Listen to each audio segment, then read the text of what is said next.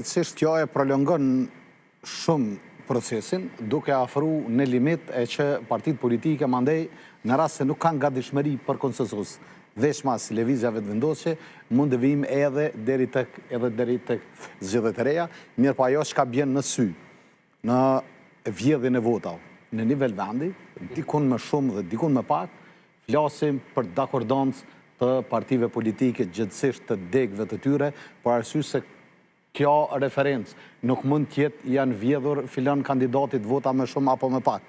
Të gjithë numëruesit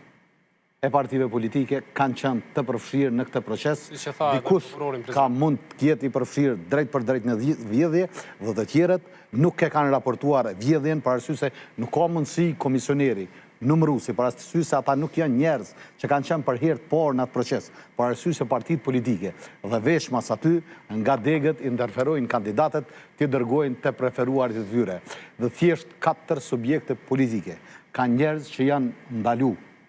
përkundër 100 e sa të arrestuarve ditën e parë dhe nuk kemi pas asnjë veprim nga partitë politike që të sankcionohen degët e tyre në Prizren, qoftë nga PDK, qoftë nga LDK, qoftë nga lëvizjave të vendosje, apo nga AK, për arsye se asnjëri prej njerëzve të tyre, derisa e ka hetu prokuroria rastin dhe pas shiqimit të kamerave është vërejt manipulimi, asnjëri prej tyre nuk e ka denoncu rastin, nuk është distancu dhe nuk e ka marrë asnjë veprim. Pra flasim për kandidatët janë distancu, megjithatë, kandidatët që janë përfshirë. Është parëndësisht na janë distancu kandidat. Unë po flas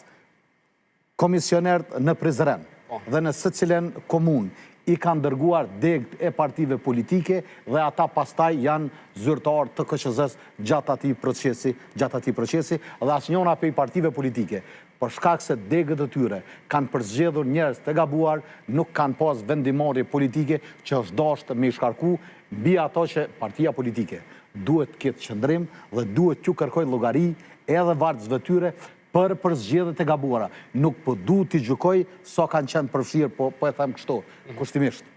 Mund të huqen ndoshta deri 100 vota në një komunë, as do duhej as tash të huqeshin. Mirë po nuk mund të jetë rastësi dikujt t'i shtohen 1000 vota, se s'ka ndodhur as nuk mund ndodhë. Kjo u bë me dakordancë të 100% të gjithë kandidatëve, dikush ka qenë i përfshim në vjedhje dhe të tjerët kanë qenë të në heshtje, nuk e kanë denoncu. Unë veç kisha shtu këtu që pikë pari është çështje e mirë, sepse kja ka qenë një plagë e kamëshme. Ka pas, do të thotë, dyshime për vjedhjet votave.